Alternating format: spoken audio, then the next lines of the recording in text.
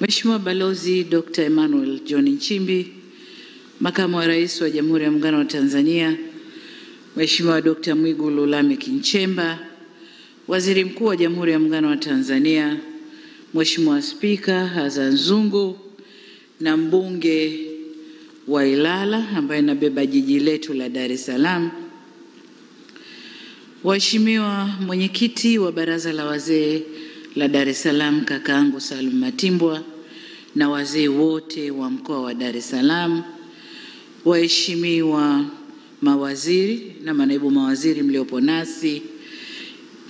Kabla ya mawaziri nitambua uwepo wa uongozi wa Chama cha Mapinduzi pamoja na vyama vingine vya siasa kama wapo.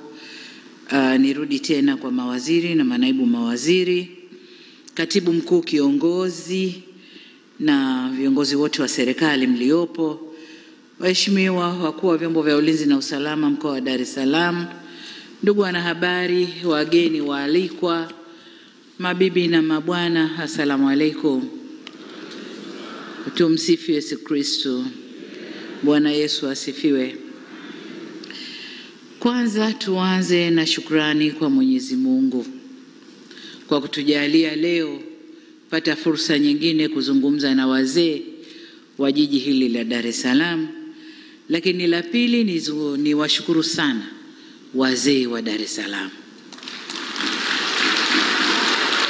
Nilipata taarifa kwamba Baraza la Wazee wa Dar es Salaam wanajiandaa kuwa na kongamano lao na waje na matamko ambayo watatuletea serikalini kuyafanyia kazi. Lakini nikasema ndio jukwaa hilo hilo na mimi nitapenda niwe nao, nizungumze nao na wenyewe wazungumze na mimi. Kwa nawashukuru sana kwa kuandaa jukwaa hili. Asanteni sana.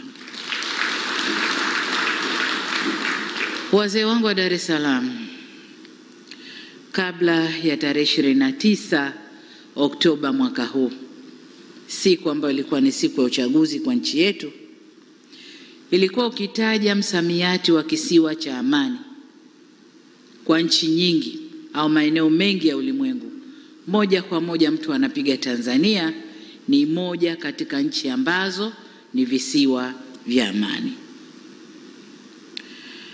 Sifa hii ndio utambulisho wa nchi yetu hii ya kwanza duniani, pamoja na hulka yetu ya upole na ukarimu. Hiyo ndio inafanya Tanzania amani, hulka ya upole na ukarimu.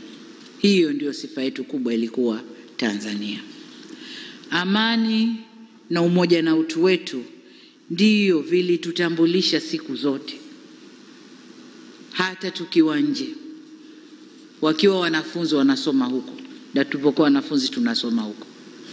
Ukijisema Mtanzania ndani ya ukumbi, kuna Mtanzania atakuja kukufuata bila kujali umetoka wapi, dini yako nini, kabila lako gani.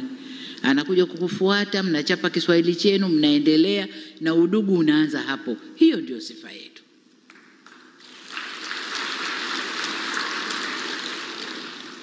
Lakini kila siku zinavyokwenda, sifa yetu inaporomoka. Wengi wasioitakia mema nchi yetu wanakereka na tambo zetu hizo za kwamba Watanzania sisi tuna umoja, tunakupendana, na popote tunapokutana la kwanza ni udugu kuliko mengine yote. Wanakereka na sifa zetu hizo, na kwamba Tanzania ni nchi ya amani inawakera sana. Nakumbuka wakati mmoja katika ukumbi huu, nimesahau ilikuwa shughuli gani, lakini nikiwa kwenye kiriri hiki hapa nilizungumza nikasema kwamba kuna watu wanakuja kutuchafulia amani. Wameshaharibu wanakotoka, sasa wanataka kuchafua huku.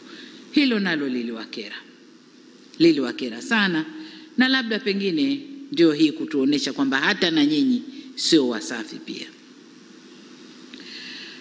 Sasa niseme tu kwa ufupi kwamba vurugu zilizotokea tarehe 29 zikaendelea na 30 si desturi wala utamaduni wa Watanzania. Si desturi wala utamaduni wa nchi yetu wala watu wetu. Kila aliyeumia au kupoteza maisha ni Mtanzania mwenzetu mwenye haki sawa na wengine. Hakuna mtu aliye juu ya mwingine. Haki ya kuishi na haki ya kuwa huru ni tunu zetu wote wa Tanzania. Kwa hiyo hakuna sababu ya Watanzania kuumizana na kunyimana uhuru. Inatia uchungu kuona wachache walioratibu fujo zile wakitaka Watanzania wenzao wawe kafara kwa malengo yao ya kisiasa yaliyojaa ubinafsi. Tofauti na siasa, yani malengo yao ni tofauti na siasa iliyopo, lakini kwa sababu zozote zile hatukupaswa kuvuruga amani ya nchi yetu wala kusababisha vifo kwa watu wetu.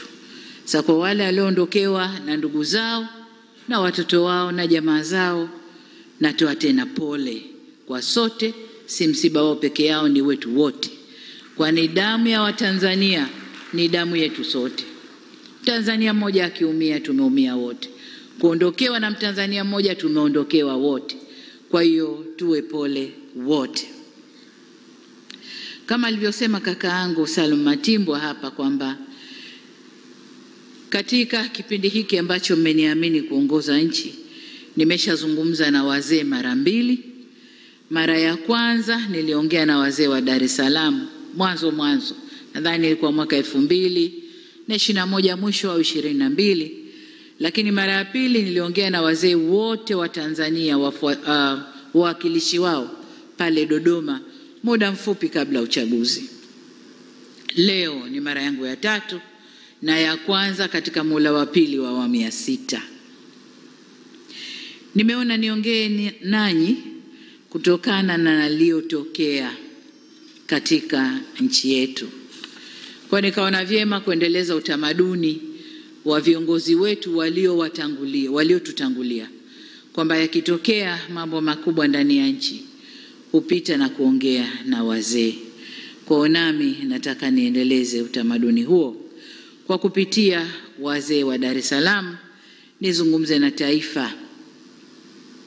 Na hii ni kutokana na upekee wa jiji la Dar es Salaam.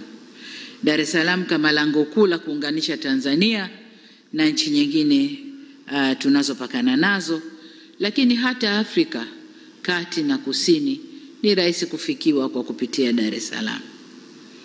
Lakini vile vile nimekuja kuzungumza nanyi kama Rais wa Jamhuri ya Muungano wa Tanzania, vile vile nikiwa mdogo wenu, wengine dada yenu, vyeo vyovyote vile nimeona nije nizungumze naye. Na wengine ni mwanafunzi wenu. Kuna walimu wangu kati ya wazee hapa, walimu wetu kwenye serikali walivyokuwa wakiongoza nasi tumefuata, walimu kwenye maeneo mbalimbali. Kwa hiyo mlioyafanya nasi tumefuata hatua zenu. Lengo ni kusikia ushauri wenu, lakini pia mnisikie nami. Ndugu zangu wazee wa Dar es Salaam, baada ya kuapishwa nimezungumza na wananchi. Hii ni mara yangu ya 4. Nimezungumza kupitia hotuba ya siku ya kuapishwa. Nimezungumza kupitia hotuba yangu bungeni. Nimezungumza kupitia siku ya kuapisha mawaziri wa serikali hii, lakini pia nilizungumza siku ya kuzindua tume niliyounda kufanya uchunguzi wa haya yaliyotokea. Hotuba zote hizo haziwezi kuondoa wala kukwepa umuhimu wa kuzungumza nanyi wazee wa Dar es Salaam, na ndio maana niko hapa leo.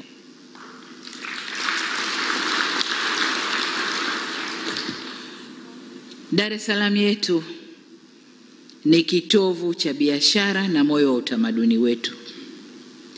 Dar es Salaam hii kupitia vurugu zilizotokea imepitia kipindi kigumu sana, na wote hapa ni mashahidi. Kuna wengi ambao riziki zao ziko mikononi kwao tu, mpaka amke asubuhi atoke akajishughulishe apate cha kupeleka nyumbani, chakula na watoto. Vurugu zile zilifanya Dar es Salaam isimame. wafanya biashara ndogo ndogo walisimama, wenye magenge walisimama, Kariakoo ilisimama, shughuli zetu zote zilisimama, na ili tulazimu tubaki ndani.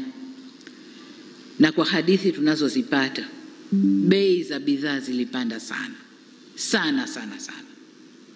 Kwa hiyo machungu ya siku chache tuliyaona ndani ya Dar es Salaam, mbali na maeneo mengine yote nchini. Maeneo mengine baada ya vurugu kutulia, shughuli ziliendelea, watu walikula, walitoka kufanya yao, lakini Dar es Salaam tulionja kidogo, vijana wanasema joto ya jiwe. Kwa hiyo nikasema tuzungumze kidogo. Kwa muktadha huu nawiwa kuzungumza nanyi kwa kuwa natambua takriban 10% ya Watanzania wote wanaishi hapa Dar es Salaam. Dar es Salaam ni jiji la watu takriban milioni 6, na hiyo ni idadi kubwa ya watu kuishi kwenye jiji moja, na ndio inaonyesha umuhimu wa jiji hili kwa nchi yetu Tanzania. Dar es Salaam inachangia takriban 17% ya pato la taifa, na 1% kubwa ya biashara inafanyika hapa ndani ya jiji hili la Dar es Salaam. Isitoshe, Dar es Salaam ndio jiji la kibiashara na taswira ya nchi yetu nje, kwa hiyo ina umuhimu wa pekee yake. Ikiunguzwa Dar es Salaam, Tanzania yote imeungua, sababu Dar es Salaam ndiyo Tanzania. Hakuna kabila lolote ambalo haliko hapa Dar es Salaam. Watu wa mikoa yote ya nchi hii wako hapa Dar es Salaam. Watu wa dini zote wako hapa Dar es Salaam. Kwa hiyo Dar es Salaam ndiyo Tanzania. Ikidhurika, ikipata madhara Dar es Salaam, Tanzania hii ndio inabeba sura au taswira ya nchi yetu. Chochote kitakachoripotiwa vibaya Dar es Salaam kinachukuliwa Tanzania, ndio iko katika hali hiyo. Kwa kuna kila umuhimu wa kuzungumza nanyi wazee wa Dar es Salaam. Ndugu zangu, lililotokea ni tukio la kutengenezwa, na waliolitengeneza walidhamiria makubwa. Walidhamiria kuangusha dola ya nchi hii au ya nchi yetu. Kiangalia klipu za nyuma zilizotokea, vijana wetu walifanywa makasuku na kuimbishwa kabisa. Yaliyotokea Madagascar yatokee na hapa. Lakini ukimvuta kijana yule, hebu niambie Madagascar kumetokea nini, hajui. Unataka hapa kitokee nini, hajui. Lakini waliimbishwa wimbo huo. Kwa hiyo lile lilikuwa ni jambo la kupangwa, na vurugu zile zilidhamiria makubwa. Vurugu zile ni mradi pana sana wenye nia kuu ya uovu ulio na wafadhili, washitiri na watekelezaji. Katika vurugu ile waliingia waliokuwemo na wasiokuwemo, wengine kwa kutokujua, wengine kwa kufuata mkumbo, wengine kwa hadaa za maisha bora baadaye, lakini wengine kwa kulipwa tu. Tunaambiwa kuna vijana walikuwa wanalipwa fedha, kisha kuchukua pesa yako ingia barabarani. Kwa waliingia bila madhumuni maalum ya nini wanakwenda kukifanya. Inaumiza sana kuona madhara yaliyotolewa. Nadhani takwimu zinatolewa sasa hivi na halafu. Kuna majengo kadhaa ya serikali yameunguzwa. Kuna miradi kadhaa iliyojengwa kwa manufaa ya wananchi imeunguzwa. Vituo vya mafuta, biashara binafsi za watu zimeunguzwa. Magari ya serikali vimeunguzwa. Vituo vya polisi vingi tu vimeunguzwa. Sasa nataka tuwe na jina la hayo. Ni maandamano au ni vurugu?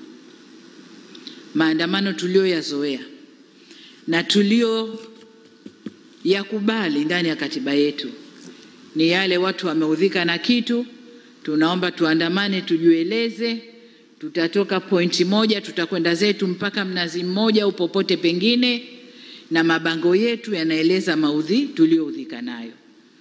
Na polisi wanawasindikiza vizuri mpaka wanapofika. wanaeleza wanayoyataka, wanatawanyika kwa salama, wanakwenda zao. Lakini haya ya kuunguza miradi ya serikali, vituo vya polisi, na kwenye kituo cha polisi unakwenda kufanya nini? Ni kwenda kuvamia na wapate silaha. Madhumuni ya kuwa na silaha mkononi ni nini? Lakini unaunguza biashara za watu binafsi, lengo ni nini?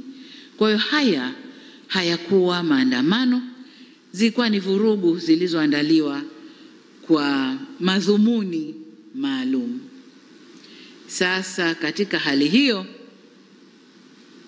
lakini tujiulize jengine, kwa nini siku ile ya uchaguzi?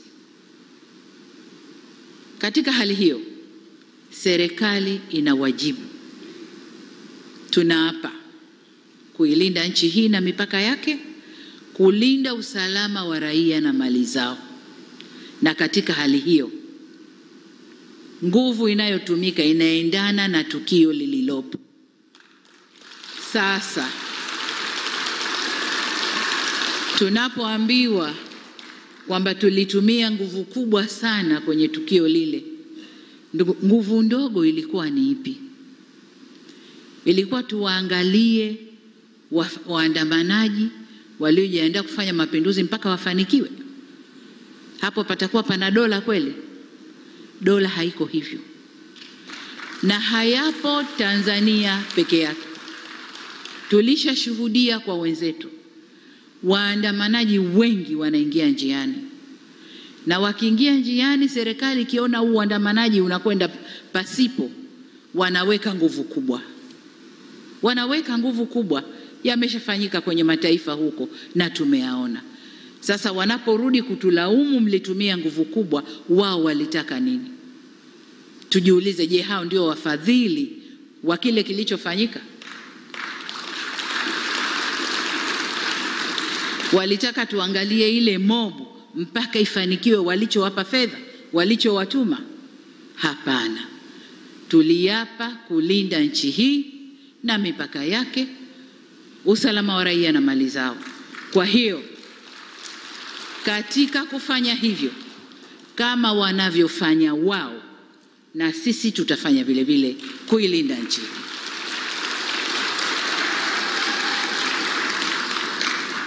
Kwa nini siku ya uchaguzi? Siku ya uchaguzi kwa sababu walishajua kuna ushindi mkubwa wa Chama cha Mapinduzi. Kuna ushindi mkubwa wa Chama cha Mapinduzi. Waangalie kampeni zetu tulizozifanya, waangalie watu walivyotuitikia, waangalie kazi tulioifanya ndani ya miaka 5 iliyopita. Walijua, na wapinzani wetu walikataa kuingia, hawakuzuiliwa na mtu, walikataa wenyewe kuingia kwa sababu walishajua wasingefanikiwa. Walishajua aibu ingewapata kwa kazi iliyofanyika na mwitikio wa wananchi kwa Chama cha Mapinduzi. Aibu ingewapata, na ndio maana wakakataa kuingia kwenye uchaguzi. Lakini wanayageuza, serikali imewazuia kuingia ndani ya uchaguzi. Lini tuliwazuia? Na yafafanua haya, ndugu zangu wazee wa Dar es Salaam, muijue hali halisi. Inawezekana katika vikao huko mnayasema ambayo hamna na taarifa nayo kamili. Hatujawazuia. Na katika taarifa zinazotolewa na waliokuwa huko lakini wakaamua kurudi kwamba hawaridhishwi na yanayotokea, wanatuambia walikaa vikao na wakaamua tusiingie, tutakwenda kupata aibu. Lakini kwa kuficha aibu ambayo wangeipata, wamezusha hili lililotokea. Kwa nini siku ya uchaguzi? Haki gani inadaiwa siku ya uchaguzi? Kama kuna haki yoyote inadaiwa, hakuna siku nyingine, hakuna njia nyingine ya kudai hiyo haki mpaka yafanywe yale yaliyofanywa. Ni maswali ya kujiuliza. Lakini katika hili tunaambiwa kuna waratibu ambao wanaishi nje ya nchi. Wengine tunawajua, wengine hatuwajui. Tunaendelea kujifunza na kuwatafuta, tuwajue tu ni kina nani. Sasa hebu watu wote hapa chini ya miaka 50 wasimame. Watu chini ya miaka 50 wasimame. Aha. Kwa hiyo wengi waliosimama hapa naona ni mawaziri wangu, wengi chini ya miaka 50. Haya, kaeni. Viongozi wa dini wachache na vijana wa jiji la Dar es Salaam na wafanyakazi wa serikali wachache. Sasa hili jambo lina waratibu kutoka nje. Lakini kwa nini waratibu kutoka nje? Wale waratibu wa Tanzania tunaowajua,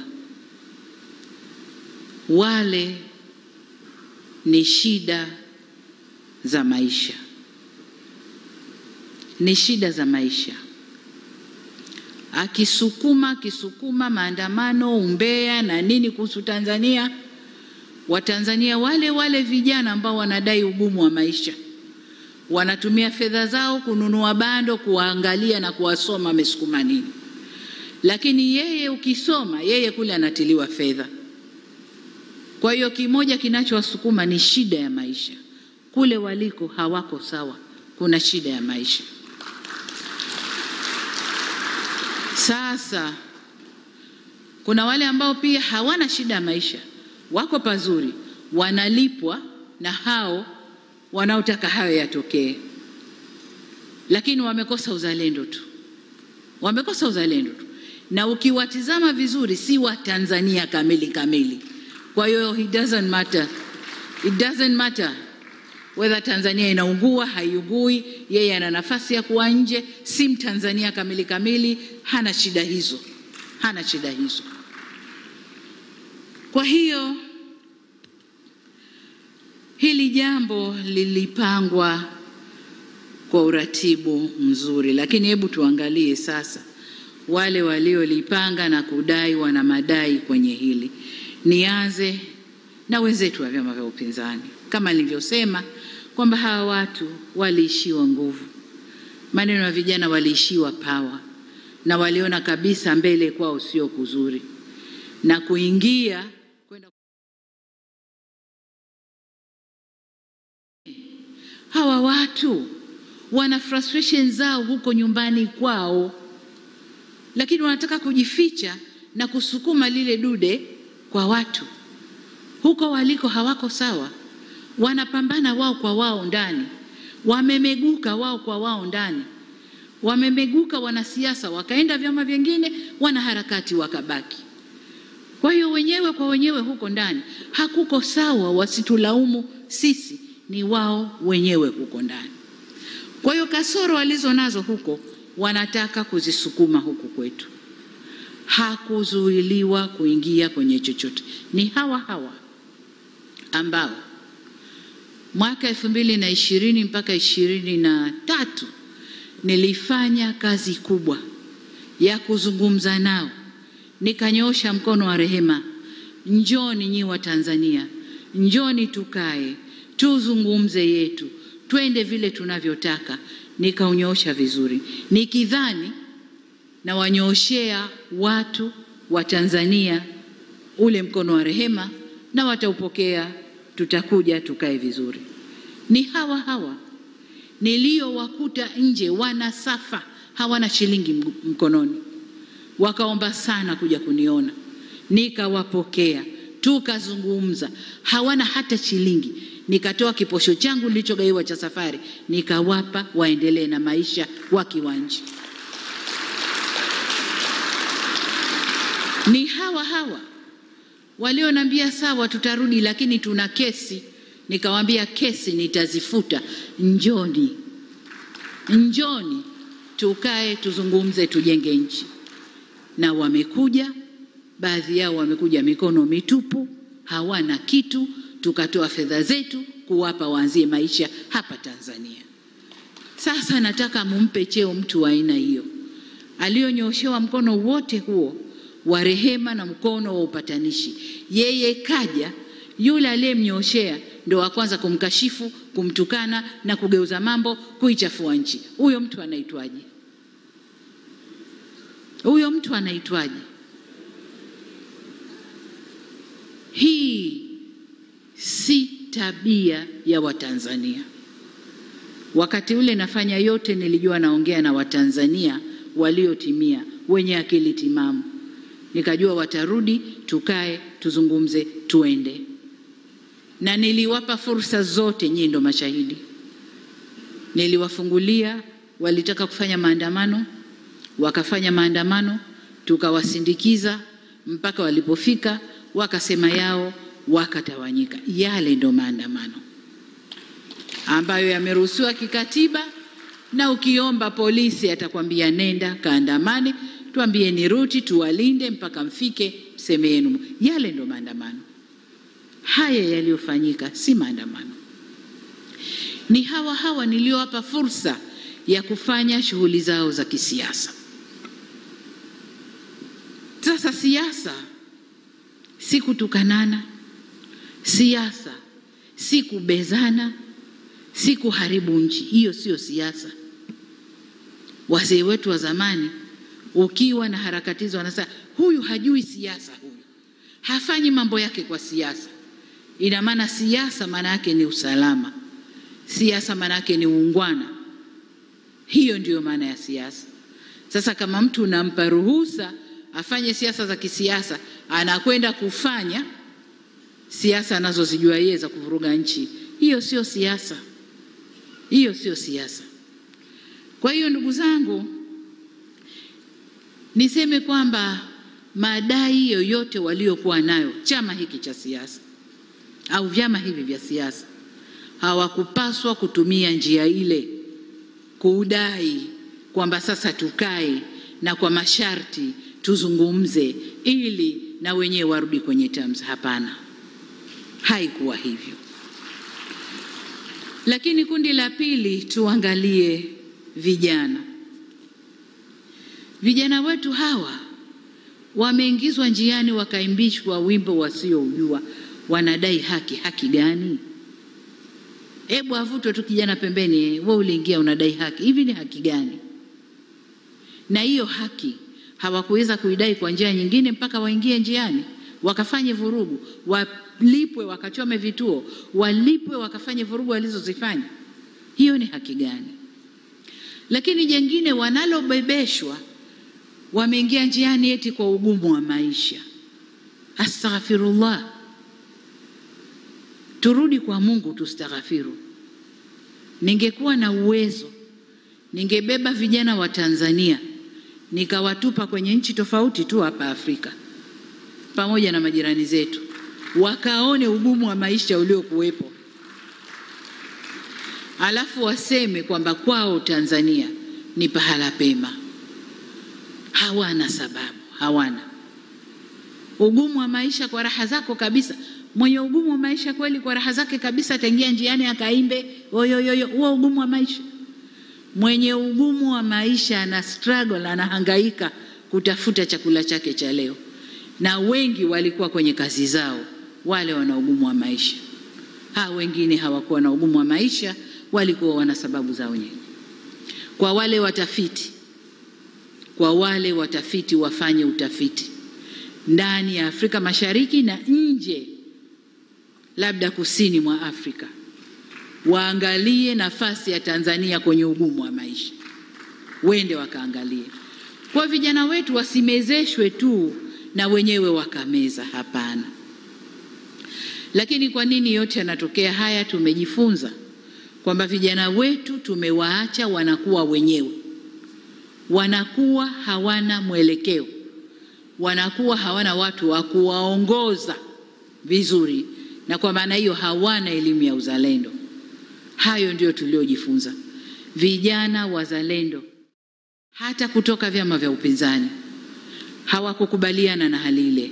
Walikuja kutuambia, jamani, kaeni vizuri, kuna hili linapangwa huku. Wale ni vijana wazalendo kutoka vyama vya upinzani. Lakini vijana wetu wengi wa Tanzania hawana uzalendo, na hilo serikali tumejifunza na tutakwenda kulifanyia kazi. Na ndio maana nikasema niunde wizara nzima ya vijana ili kushughulikia vijana kwa upeo mpana badala ya kuwa na kitengo ndani ya wizara kubwa. Kwa hiyo kwa upande wa vijana wetu hawakuwa na sababu yoyote ya kuingia njiani ila kutumwa na kuimbishwa mambo yasiyowahusu. Tuangalie taasisi zetu za dini ambazo nazo kwa namna moja au mingine wamejiingiza kwenye mkumbo huu. Hapa unajua, unapokuwa kiongozi lazima ukubali wakati fulani kukosa umaarufu, lazima ukubali. Na kama kukosa umaarufu kipindi hiki kuelekea kampeni, kuelekea uchaguzi na baada ya uchaguzi, utaondoka tu. Lakini uondoke, turekebishe, tuseme kweli. Taasisi zetu za dini, tunasema Tanzania haina dini, si ndio? Lakini watu wetu wa Tanzania tuna dini. Na tuna dini za madhehebu mbalimbali. Tuna dini kuu sijui 4 sijui 5. Tuna Wakristo, tuna Waislamu, tuna Mabaniani, tuna mamonki wale sijui Buddha na wengine ambazo ziko huko zinafanywa. Lakini kubwa ni hizo 4 au 5. Na hizi 4 au 5 zina madhehebu mbalimbali. Kwa Waislamu kuna Sunni, kuna Ibadhi, kuna Bohora, kuna Suminani, kuna mambo mengi tupo. Lakini na Wakristo na wenyewe wana madhehebu yao tofauti tofauti. Kikatiba na sheria za nchi, hakuna madhehebu hata moja ya dini yoyote imepewa uwezo kikatiba na kisheria kutoa matamko ya kuoverride madhehebu mengine yote ya dini. Hakuna. Hakuna. Wasitokeze watu wakajibebesha hilo. Siku zote nasema Tanzania hii haina mwenyewe, wenyewe ni sote. Hakuna mwenye certificate anaweza kusema Tanzania ni yangu na itaongozwa ninavyotaka mimi. Hakuna. Tuna sheria zetu, tuna katiba yetu. Tumeamua kwa democratic country tutaendesha demokrasia yetu kwa njia tulizokubaliana. Lakini viongozi wa dini msijifishe majoho ya kwamba nyinyi ndio mnaweza kuoverrun nchi hii. Hakuna. Hakuna. Tutakwenda kwa katiba na sheria ya nchi hii. Hatutaendeshwa na madhehebu yoyote ya dini. Madhehebu ya dini na wafuasi wao. Ubora wa dini uko mioyoni kwetu. Wale wanaoamini ndio wanajua ubora wa dini yao. Hakuna overriding hapa. Kwamba mimi dini yangu ndio ita override Tanzania na tamko nikilitoa ndio hilo hilo, na hata wenyewe wanatofautiana. Mimi toka nimekaa matamko 8 yametolewa na teki. 8. Lakini ukenda chini chini wenyewe wanapingana, matamko yale hayafanyi kazi vizuri. Wenyewe wanapingana.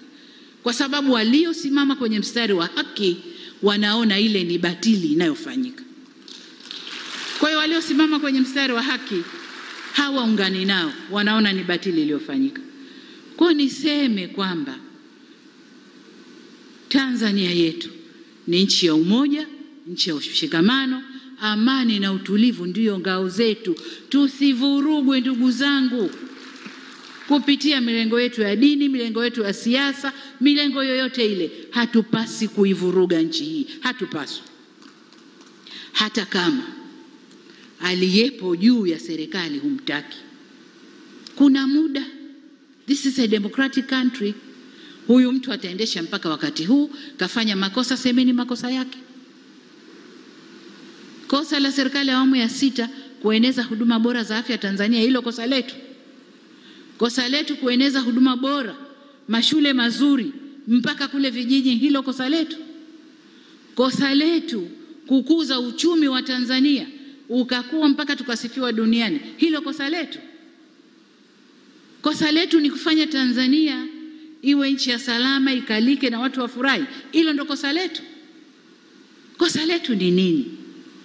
Kama mtu hampendi anayeongoza, tustahamili tu. Mioyo yote imeumbwa na stahamili.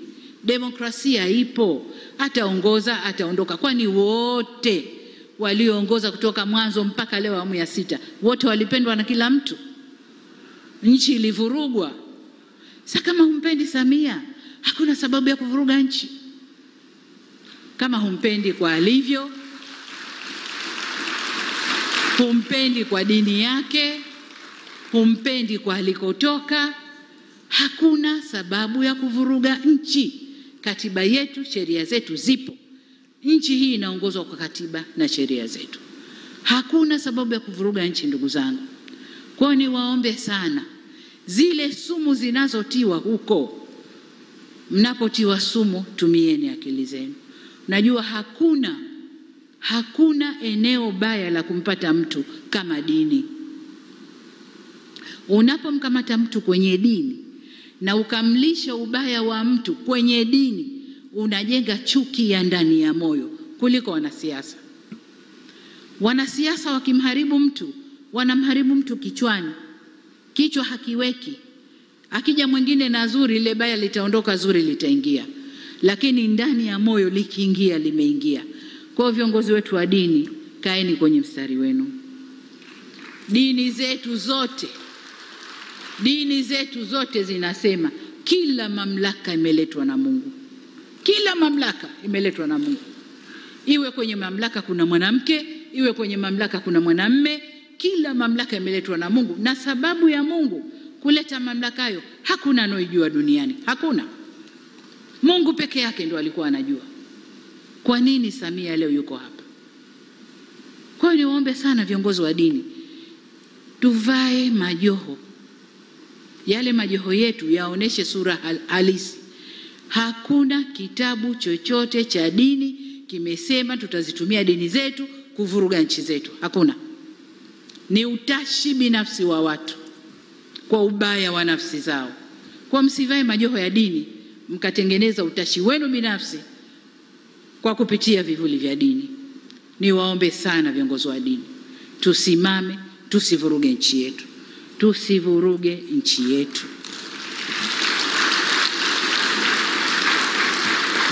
Kama kuna lolote, njia sahihi za mazungumzo zipo. Njia sahihi za kukaa na kujadiliana zipo. Hakuna sababu yoyote kufika tulikofika, ndugu zangu, hakuna. Nilikuja na falsafa ya R4, nikaifanyia kazi vizuri sana, ikaleta mwanga mzuri sana, mpaka wale nisowajua jina lao wakaenda wakabadilisha, nchi ikachukua mwelekeo mwingine. Lakini nataka niwaambie, tutasimama na kuilinda nchi hii kwa nguvu zote.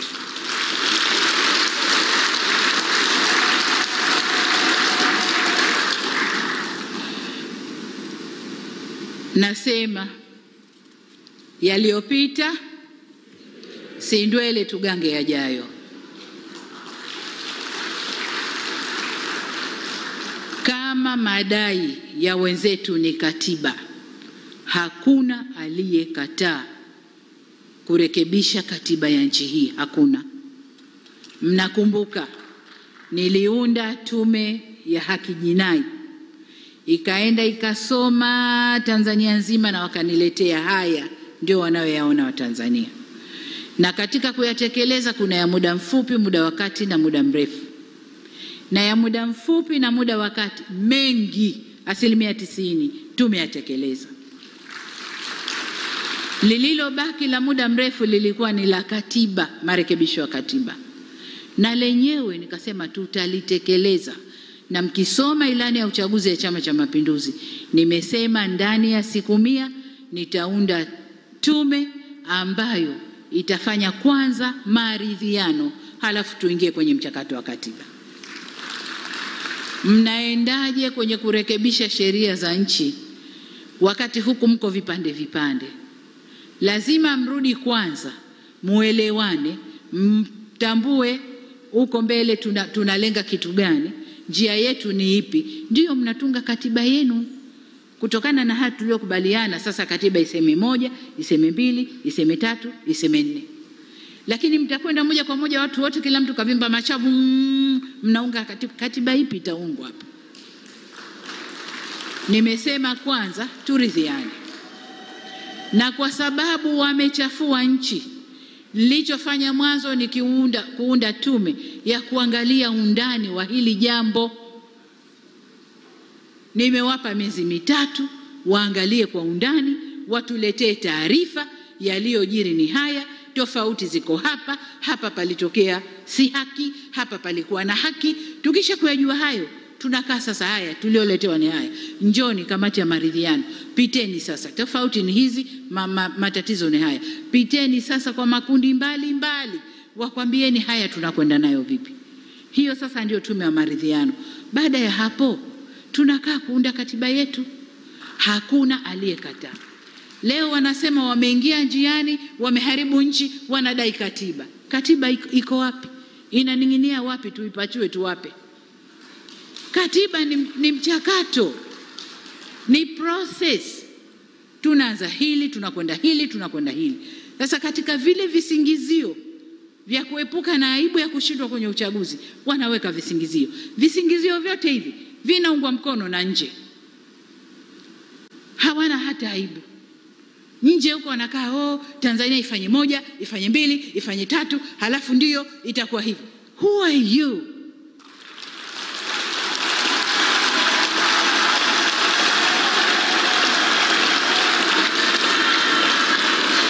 Niwaulize ndugu zangu, niwaulize, kwao hayatokei? Kwao hayatokei? Tumenyanyua sauti sisi kusema ya kwao. Wanadhania bado wao ni masters wetu, ni wakoloni kwetu. Kitu gani? Ni fedha chache wanayotugaia. Ni fedha chache wanayotugaia. Na fedha yenyewe sasa hivi haipo. Tunafanya biashara, wao wapate na sisi tupate. Ndipo tunaposimamia.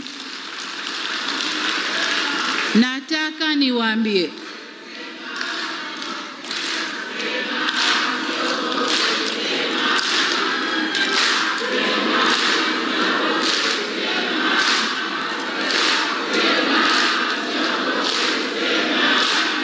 Tanzania oye! Haya, tukae ndugu zangu.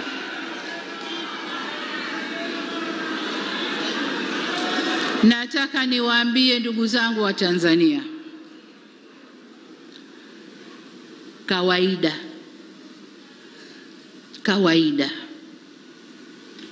mwanamke mzuri ndio anayepiganiwa. Uongo kweli?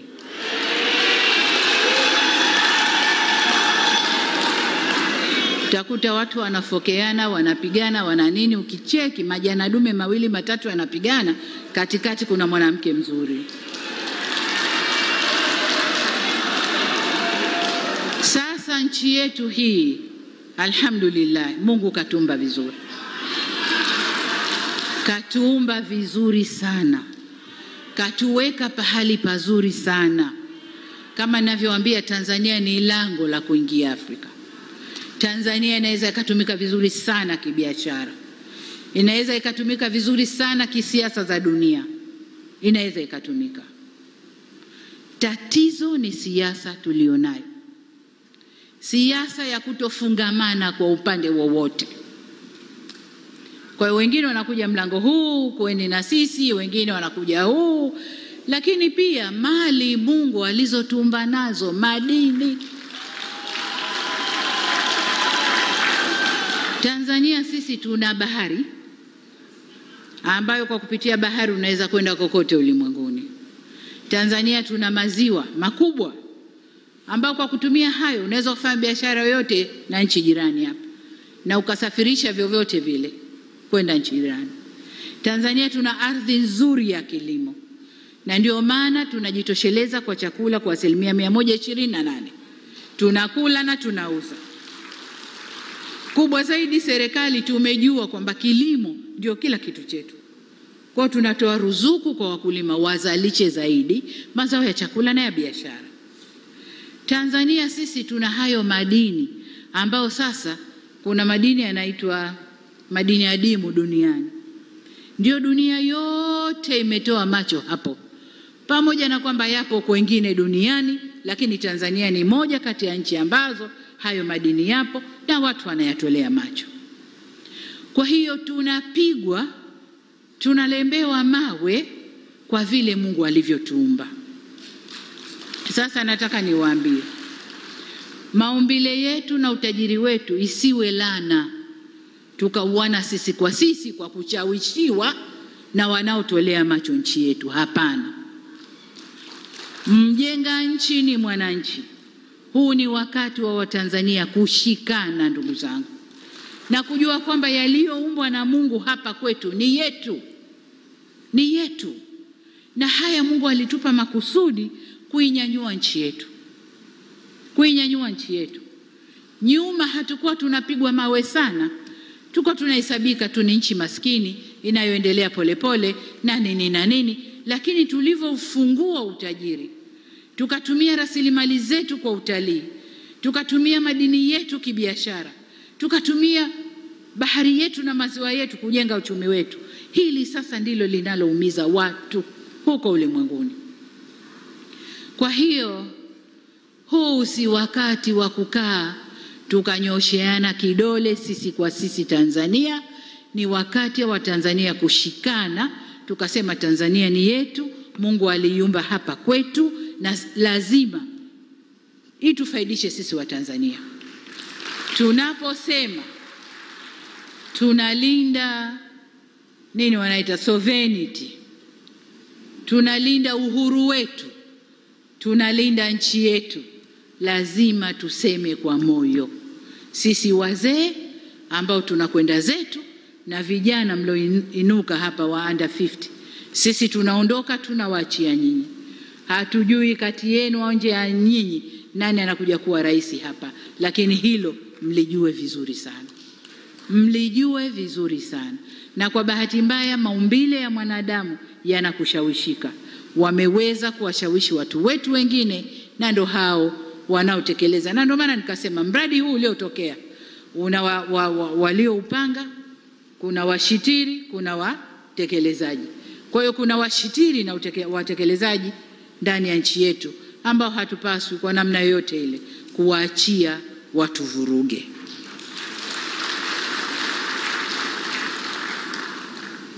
Ndugu zangu, nilisema aliyopita si ndwele, tugange yajayo.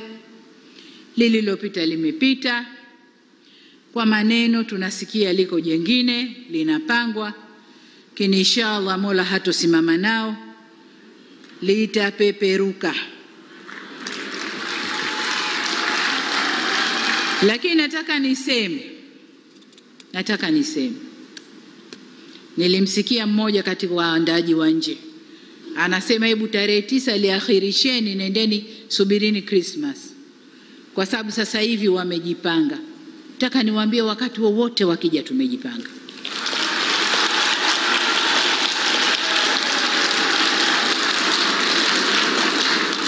Wakati wowote wakija tumejipanga.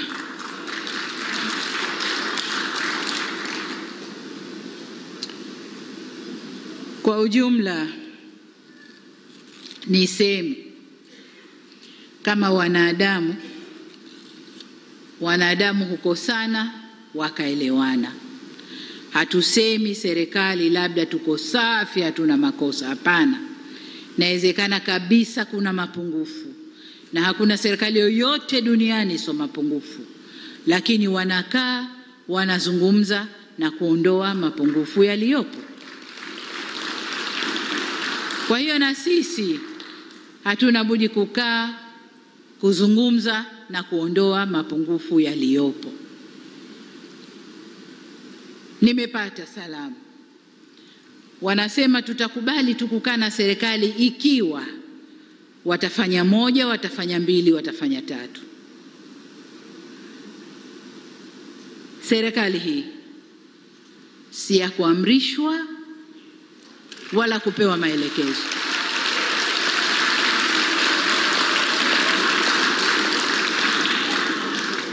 Tumewataka wenzetu tuzungumze, waje kwenye meza tuzungumze. na nimepata salamu za wengine wanaowapa nguvu. Hakuna mazungumzo mpaka mumwachie huyu, mufanye hili, mufanye hili.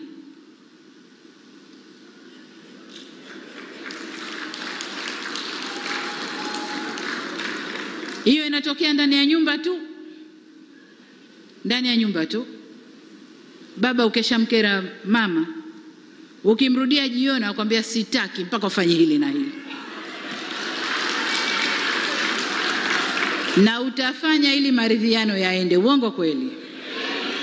Sasa serikali haipewi masharti hayo. Serikali haipewi masharti hayo.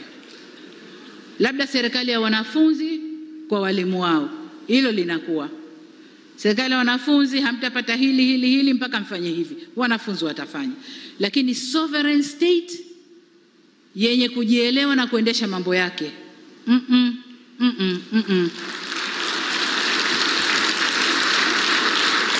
Kama ni Watanzania wa kweli na wanaumwa na Watanzania kama wanavyosema. Maana mara nyingi wanasema tunasema kwa ajili ya wananchi. Unajiuliza wepi? Wepi? Kama kwa ajili ya wananchi, wananchi walishasema, walishatoa maamuzi. Wameipa CCM 97%. Hayo ndio maamuzi ya wananchi. Wananchi wanaowasemea wao wepi? Halafu wanahoji kwa nini 97%? Kwa nini isiwe? Waswahili wanasema paukwa pakawa. Wao hawakuwepo, na wale 16 waliokuwepo ni wadogo sana. Wao ambao wangetingisha CCM hawakuwepo. Hakukuwa na Chadema, hakukuwa na ACT, ndio ambao tungekwenda nao. Na sisi tulijitayarisha kwamba tunakwenda kupambana na vyama vyetu vikubwa. Hawakuwepo. Mwananchi afanyeje? Tunataka kuambia hata hawa wafuasi wao walipigia Chama cha Mapinduzi. Walipigia Chama cha Mapinduzi. Wale wanaohoji kwa nini 97%, hiyo ndio kilichotokea. Ni 97% ya waliopiga kura, sio ya Watanzania wote. Ya waliopiga kura ni 97%. Kazi imefanyika, kampeni imefanyika, na watu wameelewa, wamepiga kura. Na Mungu ni mkubwa kwamba lile balaa lao walilianza saa 5 sijui 6, watu walishajipeleka mapema asubuhi. Wakapiga kura wakaondoka. Mungu ni mkubwa. Hasa kwenye miji, hawakufanya kote, hasa kwenye miji. Kwa hiyo ndugu zangu, sisi ni Watanzania. Tanzania itajengwa na Watanzania. Jeraha limetokea, lazima sisi Watanzania tutibu jeraha letu. Na hili sio la kwanza. Tulipata jeraha kama hili 2001. Ni Watanzania sisi tukatibu jeraha letu. Jeraha hili halitatibiwa na nje. Nje tutawekewa masharti, tutafutiwa misaada, sijui tutawekewa nini gani, lakini watakao tibu jeraha hili ni sisi Watanzania. Niwaombe tukae kwenye majukwaa yetu. Wazee mna majukwaa yenu, na kwenye majukwaa yenu mna dini mbalimbali, mna makabila mbalimbali, mna vyama mbalimbali, lakini wote wazee wako kwenye majukwaa yenu. Kaeni mzungumze. Kaeni mzungumze, vijana wetu wasitumike walivyotumika. Unaporudi leo mzee na kulia kijana wako kaumizwa mguu, kijana wako kwa bahati mbaya alikufa, ulishindwa nini kumzuia asitoke? Ulishindwa nini kumwambia maneno ya hakima asiende? Tukawaachia. Sisi ndio wazee wa nchi hii. Tukae tuzungumze na vijana wetu kwenye mabaraza yetu na kwenye majukwaa mbalimbali. Viongozi wa dini, kama kweli vizimba vile tunavyoingia msikitini, Allahu Akbar, Allahu Akbar, na madhabahu yale tunayoyatumia, kama kweli tunayatumia kwa moyo na kumsabili Mungu, twendeni tukamsabili Mungu. Tuacheni huu uchochezi unaotokea. Tuacheni. tusende kumtania Mungu. Huku ni kumtania Mungu, kuchukua utashi wako binafsi wa nafsi yako ukauingiza ukauvisha majoho ya dini. Hapana, huku ni kumtania Mungu, ni kumtania Mungu. Tuacheni kumtania Mungu.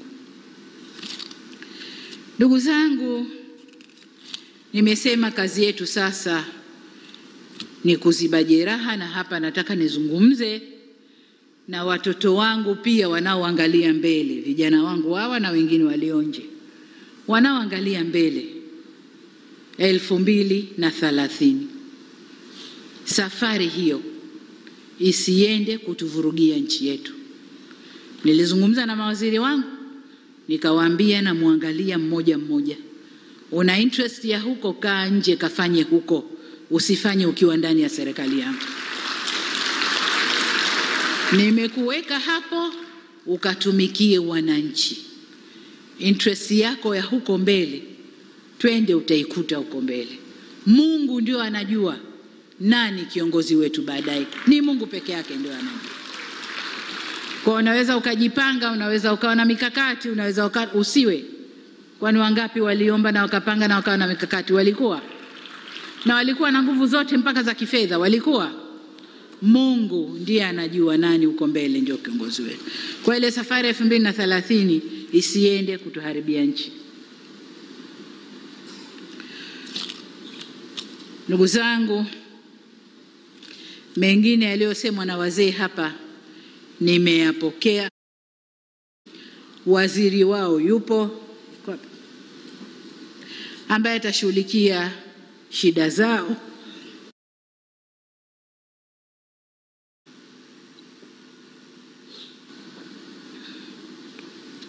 Na mimi katika ziara zangu kote Tanzania, nikifika ndani ya mkoa, la kwanza ni kuonana na wazee wa mkoa ule kote.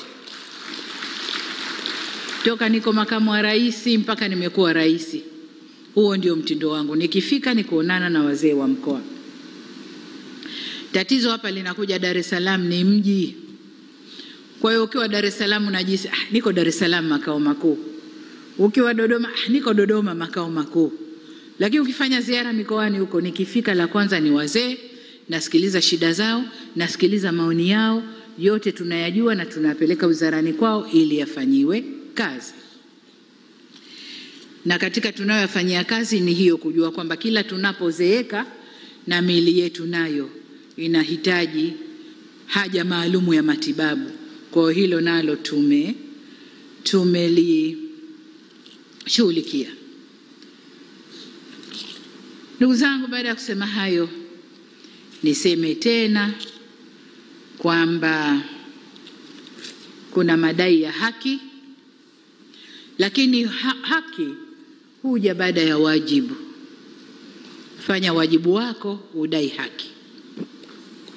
Lakini pia katika kudai haki tumekubaliana njia za kudai haki. Sasa timiza wajibu wako, useme mimi nimetimiza wajibu wangu, lakini haki hii sikuipata. Kwa hiyo nenda kwenye vyombo vinavyotoa haki, uende ukadai haki yako. Japo wanasema haki haiombwi, hudaiwa, sio madai haya waliofanya wenzetu. Hapana, tumeweka vyombo vya madai ya haki. Kwa hiyo wale wote wenye madai ya haki, tutimize kwanza wajibu wetu, halafu twende tukadai haki zetu. Nimesema jenga nchi ni mwananchi. Kwa hiyo sisi ndio wananchi wa Tanzania. Uwe unatambua uwepo wa serikali hii, uwe hutambui uwepo wa serikali hii, serikali ipo, inaendesha Tanzania, na sisi ndio wananchi wa Tanzania tunaotakiwa kusimama, kushikana, kufanya umoja wetu, kuweka nguvu kwenye amani na utulivu wa nchi yetu. Tanzania oi! Ndugu zangu, kaka zangu, dada zangu na wadogo zangu, niwashukuru sana kwa nafasi hii mlionipa. Niwashukuru kwa jukwaa hili mliloliandaa. Nimewasikia, mmetusikia. Nataka niwaambie, wakati wowote mna haja ya kuonana na mimi, basi mimi niko tayari, kama Samia, kama Rais wa Jamhuri ya Muungano wa Tanzania, kama Amiri Jeshi Mkuu wa nchi hii, niko tayari kuonana nanyi wakati wowote. Kama nina kazi nitawaambia kipindi hiki nina kazi, tufanyeni kipindi hiki, lakini niko tayari kwa mazungumzo. Asanteni sana. Naomba kwa heshima na taadhima wote tusimame, piga makofi mengi kwa Mheshimiwa Rais. Mheshimiwa Rais